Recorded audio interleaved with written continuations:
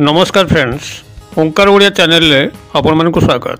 Friends, जदि कौन सी व्यक्ति से पुरुष हूँ बा नारी आपण तांको निज इच्छा अनुसार परिचालित करने चाहती तेबे आज भिडियो प्रदत्त उपायटी को अनुसरण करंतु। शीघ्र आपणकर लक्ष्य स्थल आप पहुँची जिवे, अर्थात आपण जहाँ मध्य कहिबे से बाहर हेबे नहीं, संपूर्ण भाव में आपंकर वश्यता स्वीकार करेंगे। एथिरे आपंकर कौन तंत्र मंत्र प्रयोग नहीं, केवल सूक्ष्म एवं सरल उपायटी जहाँकि बहुबार परीक्षित। आपण माने परीक्षित उपायटी को अवलंबन करंतु। जदि कौन सी व्यक्ति से पुरुष हूँ बा नारी आपण पाखर किसी प्राप्त करने अच्छी कि माध्यम से भाई कौन विशेष कार्य आपंकर संपादित करने अच्छी, तेज निश्चित भाव में आप भिडियो शेष पर्यंत देखंतु। एवं जो चैनल को आज प्रथम बार आछंती तेबे चैनल कड़े थिबा लाल कलर सब्सक्राइब बटन क्लिक करी बेल आइकन क्लिक करी एवं ऑल नोटिफिकेशन पर क्लिक करी चैनल को सब्सक्राइब कर नियंतु, जेभली कि आमे जेतल मध्य एई भली उपादेय भिडियो आपण मानक सेवारे आमे चैनल रे पोस्ट करिवो, सर्वप्रथम नोटिफिकेशन आपण पाखरे पहुंचबो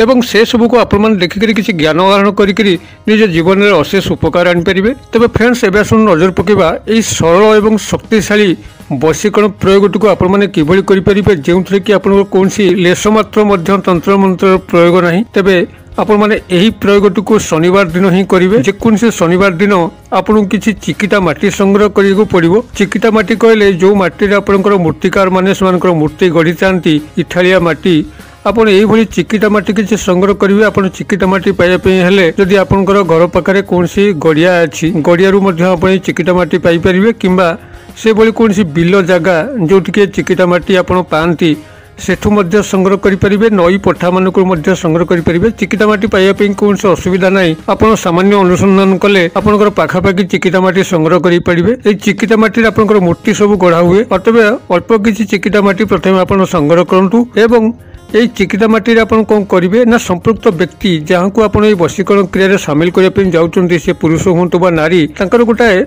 कल्पित मूर्ति को आप गढ़े। गोटे कंढे आकृतिर कल्पित मूर्ति गढ़े। आकुरेट भली हवा आमर कौन आवश्यक नहीं, कारण आपन तो मूर्तिकार नुहंती, आपन गोटे अविकल मूर्ति को गढ़ी पारे। आपन को जेमती लगे जे आपन गोटे प्रतिछवि प्रतिमूर्ति को गढ़ुंट, से गोटे मुंड थी, दुई गोटे हाथ थी एवं देह थी, दुई गोटे गोड़ थी, ये गोटे काल्पनिक भाव में जमीती भी देखा जाऊ आपन गोटे स्मरण में गोटे चिकिटा माटी गोटे मूर्ति की गढ़े।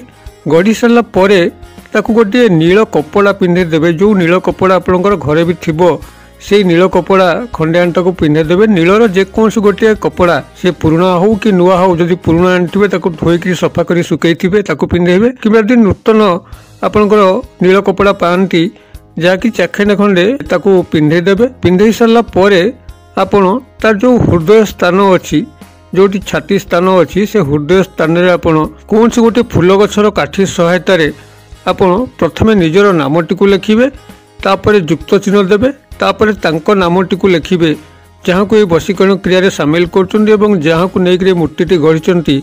एई भली भाव में आपण को ना युक्त तांको नाम एई भली भाव लिखिबे एवं लिखि सारा पर आपण कौन करेंगे ना एक नहीं आप गोटे निर्जन स्थान में पोटी देकी आसवे। तेज जो आप मूर्ति गढ़े भल कि मन रखिए, जदि संपृक्त व्यक्ति आप नख किंबा केश पाई था तेबे ताकू से माटी चकटिक मूर्ति गढ़ला बेले ताकू से माटी भितर पूरे थे। जेकोसी नख हो किंबा केश हो से व्यक्तिर ये दुईटी जाक जदि पाती तो दुईटी जाक यही मूर्ति गढ़ला बेले व्यवहार करेंगे, ना तो जेकोसी गोटे आइदर तांको नख हो किंबा केश हो निश्चित भाव में आपने संग्रह करी मूर्ति गढ़ला भाई भर रखिथे। एवं यही भाव में मूर्ति कंप्लीट हो गला पर नील कपड़ा पिंधे तार हृदय स्थान में आपण ना को ना सह युक्त चिन्ह दे यही भाव लिखि सारा पर यह आप जेकोसी गोटे निर्जन स्थान जोटिकी लोक मैंने बेसी कारबार हूँ ना, से एक जगार नहीं क्या माटी तले पोतिबे एवं पोती सारा पर आपण मैंने बसिकी सानपास करेंगे। सानपास करने समय संपृक्त पुरुष बा नारी जहाँ को आप चाहते आपंकर कौन से गोटे अभीष्ट साधन करने आप से मूर्ति को से निर्देश देवे, ऑर्डर करेंगे जे संपृक्त व्यक्ति को तू जाइक कह से मो पाखक आसू कि मोर यही कम करू। यही भली भाव में आपन से माटी तले पोती मूर्ति को चाहिए ऑर्डर करेंगे। यापर चुपचाप आप पलि आसवे ଗୋଡ଼ ହାତ ଧୋଇଦେବେ ଘରେ। ଆପଣଙ୍କୁ ସେଇ ଶନିବାର ଦିନ ଯେତେ ଥର ମଧ୍ୟ ପରିସ୍ରା ଲାଗିବ ସେହି ନିର୍ଜନ ସ୍ଥାନକୁ ଯାଇକି ସେଇଠି ପରିସ୍ରା କରିକି ଆସିବେ ଏବଂ ସେଇ ଦିନଠାରୁ କଣ୍ଟିନ୍ୟୁଅସ୍ ଯେତିକି ସମ୍ଭବ ସେ ସ୍ଥାନକୁ ଯାଇହେବ କିମ୍ବା ଯଦି ଘର ପାଖରେ ନିର୍ଜନ ସ୍ଥାନ ଥାଏ ଯେଉଁଠିକି ଯିବା ସହଜ, ତେବେ ଆପଣଙ୍କୁ ସେଇ ଶନିବାର ଠାରୁ ଆପଣଙ୍କର ସାନପାସ୍ କରିବା କ୍ରିୟାଟିକୁ ବଜାଇ ରଖନ୍ତୁ ସେଇ ଜାଗାରେ ଏବଂ ସାନପାସ୍ କରିବା ସମୟରେ ଆପଣ ସେଇଭଳି ସେଇ ମୂର୍ତ୍ତିକୁ ମନ ଭିତରେ ରଖିକିରି ତାକୁ ଅର୍ଡ଼ର କରୁଥିବେ ସମ୍ପୃକ୍ତ ବ୍ୟକ୍ତିଙ୍କୁ ଆପଣଙ୍କ ସହ ମିଳନ କରିବା ପାଇଁ ଏବଂ ଆପଣଙ୍କର ଅଭୀଷ୍ଟକୁ ସାଧନ କରିବା ପାଇଁ। ଏହିଭଳି ଭାବରେ ଆପଣ ସେ ଚେଷ୍ଟା କରନ୍ତୁ ଯଥାସମ୍ଭବ ଯେତେବେଳେ ମଧ୍ୟ ପରିସ୍ରା ଲାଗୁଛି ତାରି ଉପରେ ଯାଇକରି ପରିସ୍ରା କରିବା ପାଇଁ। ଆପଣମାନେ ଏହି କ୍ରିୟାଟିକୁ ଯେକୌଣସି ଶନିବାର ଠାରୁ ଆରମ୍ଭ କରନ୍ତୁ, ଦେଖିବେ ଚମତ୍କାର ଘଟିବ। ଇଏ ଆଜିଯାକେ ଫେଲ୍ ମାରିନାହିଁ। ଯେକୌଣସି ବ୍ୟକ୍ତି ଆପଣ ଯାହାକୁ ଚାହୁଁଛନ୍ତି ନିଜର କୌଣସି ଅଭୀଷ୍ଟ ସାଧନ କରିବା ପାଇଁ, ସେ ପୁରୁଷ ହୁଅନ୍ତୁ ବା ନାରୀ, ସମ୍ପୂର୍ଣ୍ଣ ଭାବରେ ଆପଣଙ୍କ ବଶ୍ୟତା ସ୍ୱୀକାର କରିବ। ଯେଭଳି ଉଦଗ୍ର ପ୍ରକୃତିର ହୋଇଥାଉ ନା କାହିଁକି, ଯେଭଳି କ୍ରୂର ପ୍ରକୃତିର ହୋଇଥାଉ ନା କାହିଁକି, ସେ ଆପଣଙ୍କର ବଶ୍ୟତା ସ୍ୱୀକାର କରିବ ହିଁ କରିବ। କୌଣସି ମନ୍ତ୍ର ଏଥିରେ ନାହିଁ, ମାତ୍ର ଏହାର ପ୍ରୟୋଗ ଅତ୍ୟନ୍ତ ଶକ୍ତିଶାଳୀ। ବ୍ୟକ୍ତିର ନଖ ଏବଂ କେଶ ମାଧ୍ୟମରେ କରାଯାଉଥିବା ଯେକୌଣସି ତନ୍ତ୍ରୋକ୍ତ ପ୍ରୟୋଗ ମହାଶକ୍ତିଶାଳୀ ଭାବରେ କାର୍ଯ୍ୟ କରିଥାଏ ଏବଂ ଅବ୍ୟର୍ଥ ଭାବରେ ମଧ୍ୟ କାର୍ଯ୍ୟ କରିଥାଏ।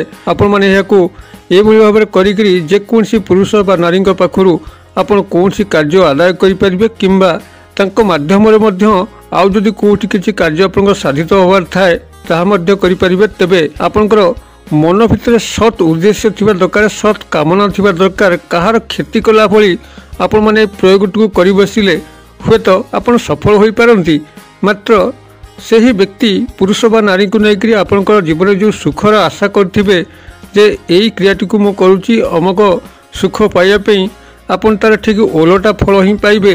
ଆପଣଙ୍କ ଜୀବନଟି ଦୁଃଖମୟ ହେବ।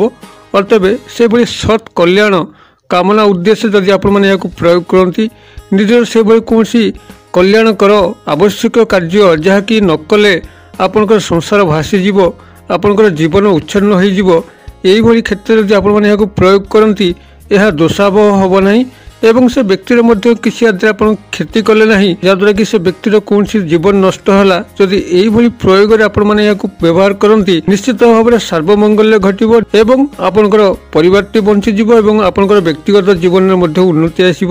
ବୁଝି ବିଚାରିକି ଆପଣମାନେ ଏହାକୁ ପ୍ରୟୋଗ କଲେ କାହାରି କିଛି କ୍ଷତି ହେବ ନାହିଁ, ବରଂ ଆପଣମାନଙ୍କର ସମସ୍ତଙ୍କ ଲାଭ ହେବ। ମୁଁ ଆଶା କରେ ଦର୍ଶକ ବନ୍ଧୁ ଭିଡ଼ିଓଟି ନିଶ୍ଚିତ ଭାବରେ ଆପଣଙ୍କର ବୋଧଗମ୍ୟ ହେଉଥିବ। ଭିଡ଼ିଓର ଅନ୍ତର୍ନିହିତ ଉଦ୍ଦେଶ୍ୟକୁ ଆପଣମାନେ ସଠିକ୍ ଭାବରେ ବୁଝିକରି ଏହାକୁ ଉଚିତ ସମୟରେ ପ୍ରୟୋଗ କରି ବସିଲେ ଯେକୌଣସି ମଧ୍ୟ ବ୍ୟକ୍ତି, ସେ ପୁରୁଷ ହୁଅନ୍ତୁ ବା ନାରୀ, ଆପଣଙ୍କର ଇଚ୍ଛା ଅନୁସାରେ ପରିଚାଳିତ ହେବେ। ଯାହା ଆପଣ ତାଙ୍କୁ ନିର୍ଦ୍ଦେଶ କରିବେ ସେ ତାକୁ ମାନିବା ପାଇଁ ବାଧ୍ୟ ହେବେ।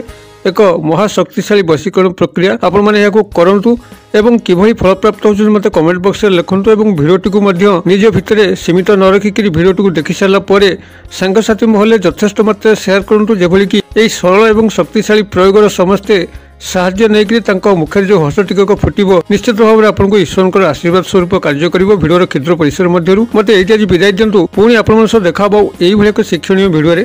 से पर्यंत दर्शक बंधु आपण समस्ते मंगलमय कृपार भले थांतु रहुछि। सर्वे भवन्तु सुखिनो, सर्वे सन्तु निरामया, सर्वे भद्राणि पश्यन्तु मा कश्चित् दुर्भाग् भवेत्। ओं शांति, ओं शांति, ओं शांति।